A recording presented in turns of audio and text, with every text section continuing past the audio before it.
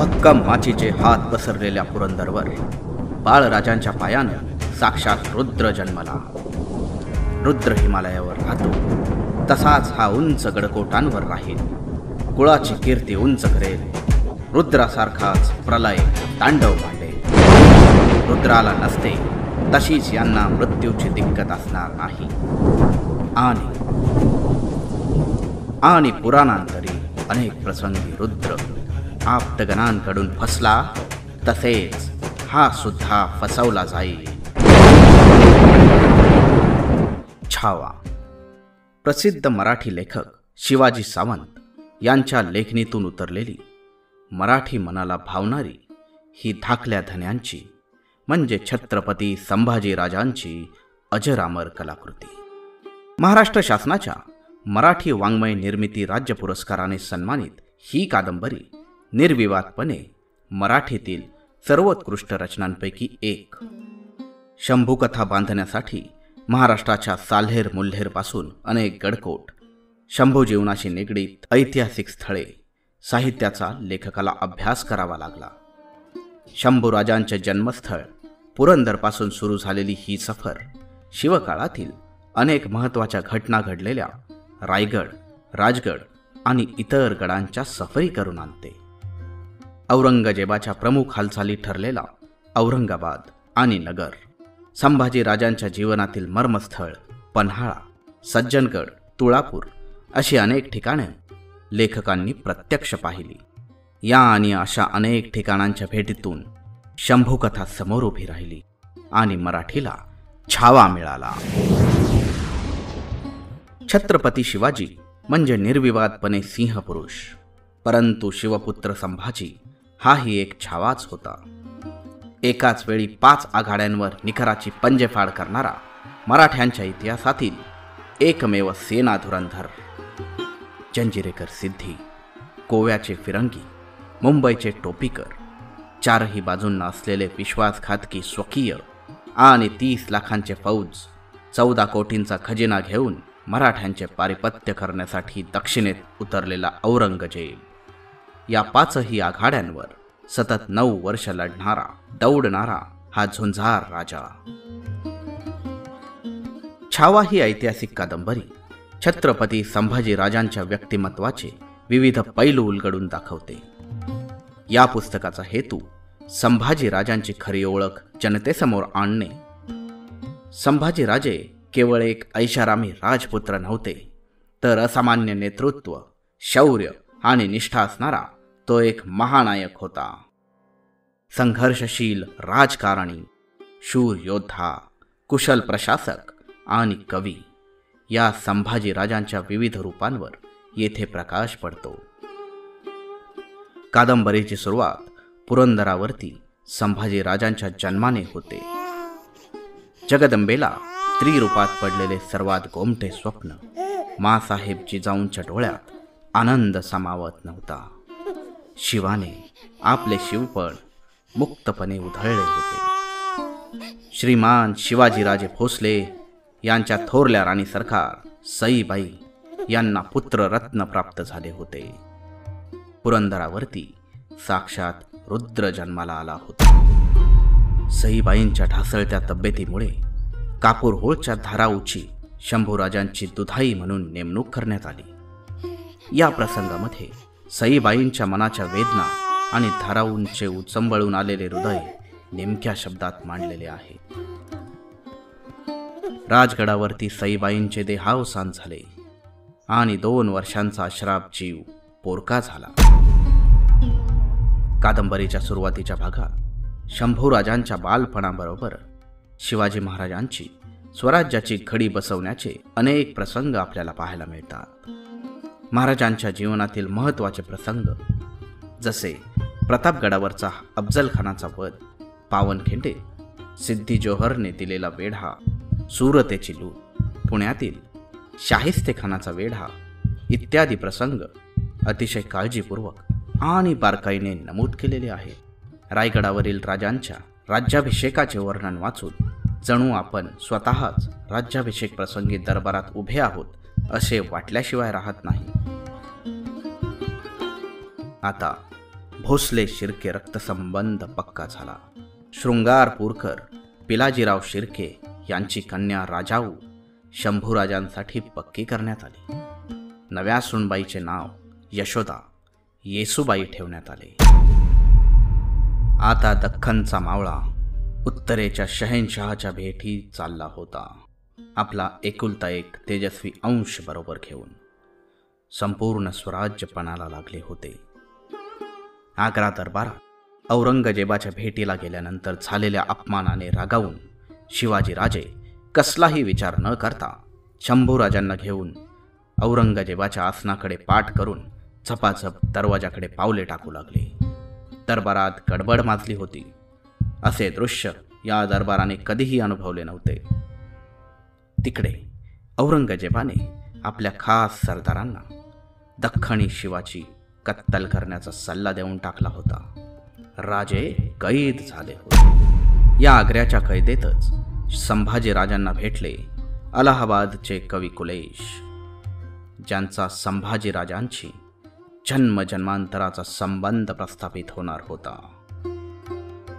आग्र्यावरून शिफातीने सुटून आल्यानंतर जव्हार रामनगर येथे संभाजीराजांची सेनापती म्हणून सर्वात प्रथम केलेली लूट शिवरायांच्या सुरतेच्या लुटीची आठवण करून देणारी आहे.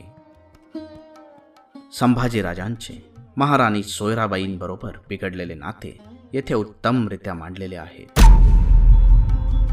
रायगडाच्या हयातीतील काळा दिवस, ज्या दिवशी शिव आणि शंभो एकमेकांसमोर भेटणार होते, आज प्रत्यक्ष छावा आरोपी म्हणून दरबार सामने येणार होता. चहूबाजूंनी हत्यारबंद धारकऱ्यांनी घिरलेले आरोपी संभाजीराजे श्रींच्या न्यायकठोर सिंहासनासमोर आणले जात होते. गोदावरीच्या प्रकरणातून संभाजीराजे आणि सोयराबाई यांच्यामध्ये कधीही न पुसता येणारी एक आढी निर्माण झाली. पाचाडच्या महालात जिजाऊंच्या जाण्याचा प्रसंग डोळ्यात पाणी आणणारा आहे. अवघे स्वराज्य हळहळले. नियतीचा सर्वात जबर तडाखा खाल्लेल्या संभाजीराजांना आता अजून एक जबरदस्त तडाखा बसला. खुद्द शिवाजीराजे त्यांना सोडून गेले होते. रांगडा रायगड ढसाढसा रडत होता. मराठी तौलतीचा शिव गेला तरी त्या आसनावर आता रुद्र आला होता.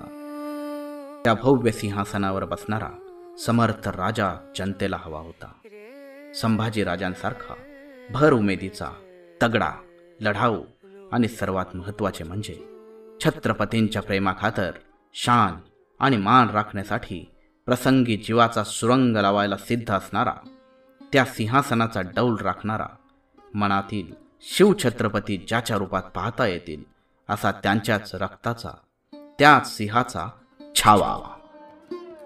हेच संभाजीराजे कधी काळी दिलेर खानाच्या कोटात गेले होते हे कटू सत्य मावळ्यांनी मनाच्या तळात पार गाडून टाकले. पुढे सोयराबाईंच्या निधनानंतर छत्रपती रामराजांचे लग्न कार्यही संभाजी महाराजांनी थाटात संपन्न केले. सरलष्कर हंबीररावांची कन्या ताराऊ भोसल्यांच्या घरात आली. सोयराबाईंचे सख्खे भाऊ आणि रामराजांचे मामा असूनही हंबीररावांचा ओढा संभाजीराजांकडे नेहमीच होता. याच हंबीररावांनी संभाजीराजांच्या विरुद्ध असणाऱ्या अण्णाजी दत्त आणि मोरोपंतांना कराडमध्ये कैद केले. त्यांची निष्ठा शेवटपर्यंत छत्रपतींच्या सिंहासनाशी अढळ होती. एका हाती शमशेर आणि दुसऱ्या हाती कलम असणारा मराठ बोलीचा हा पहिला राजकवी. नखशिखा हे राधेवरील काव्य, अष्टनायिकांचे भेद सांगणारा नायिका भेद हा काव्यखंड संभाजीराजांनी लिहिला. बुद्धभूषण या काव्यग्रंथामध्ये महाभारत आणि देवतांची स्तुती, राजनीती, इतर विषयांवर चर्चा केलेली आहे. कवी कुलेश, केशव पंडित, उमाजी पंडित यांच्याबरोबरचा त्यांचा हा साहित्य प्रवासही या पुस्तकामध्ये सुंदररित्या उलगडलेला आहे. आज बहादूरगडात दिवाने आमचा दरबार खचाखच भरला होता. सगळ्यांना आखे भरून पाहायचा होता दख्खनेत आल्यापासून हैराण करणारा मराठ्यांचा छावा. समोरच उभे होते पायात लोखंडी बेड्या जखडलेले राजे संभाजी आणि कवी कुलेश. सिंहासनावर होता औरंगजेब.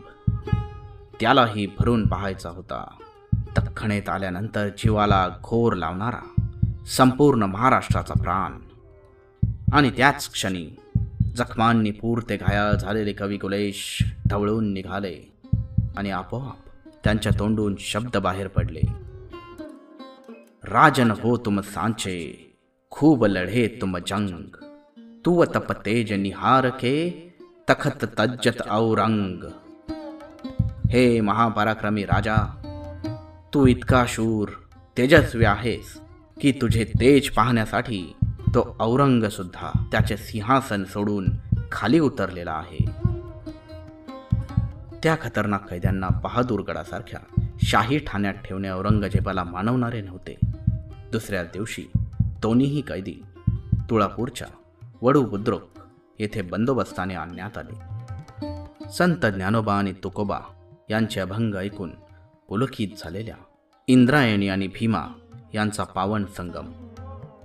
संगमावरतीच 2 भक्कम खांब रोवण्यात आले. अगोदरच साखळ दंडात जखडलेल्या त्यांना त्या खांबांना दोरखंडांनी पुन्हा जखडण्यात आले. आला शाही शामियाण्यातून औरंगजेब हत्तीवर बसून आला. आग्रा दरबारात शिवाजीराजांना पाहण्याचे नव्हते एवढे कुतूहल आज त्या छाव्याला बघण्यात सगळ्यांच्या मनात दाटले होते. जखडबंद राजांना न्याहाळत असताना आज पहिल्यांदाच त्याला एक खंत जाणवली. जन्माला घातलेल्या एवढ्या मुलांमध्ये एक सुद्धा असा शेर नाही पैदा झाला.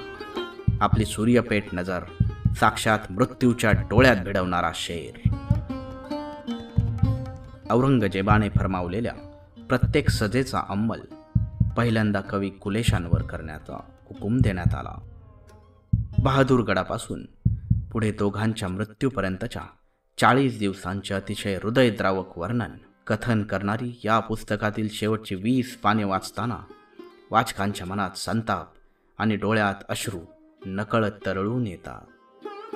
जीवित तृणवत मानावे हा समर्थांचा हितोपदेश राजांच्या कानामनात घुमू लागला. इंद्रायणी आणि भीमेच्या एकजीव झालेल्या संगमावर शंभुदेह सोडून चालला होता. मावळतीकडे सूर्य डोंगरात डुबला होता. इंद्रायणी आणि भीमा यांचे संगम पाणी थरकत्या लाटा उडवीत होते. आयुष्यात हार जितीला काही मोल नसते. मोल असते ते झगडण्याला, निकराने, प्राणबाजीने, शर्थीने झुंजण्याला. छावा ही केवळ एक ऐतिहासिक कादंबरी नसून ती एक प्रेरणादायी गाथा आहे. छत्रपती संभाजीराजे हे केवळ एक योद्धाच नाही तर एक असामान्य स्वराज्य रक्षक होते. त्यांच्या बलिदानामुळेच मराठा साम्राज्य पुढे टिकले आणि पुढील पिढ्यांसाठी एक अमूल्य वारसा निर्माण झाला.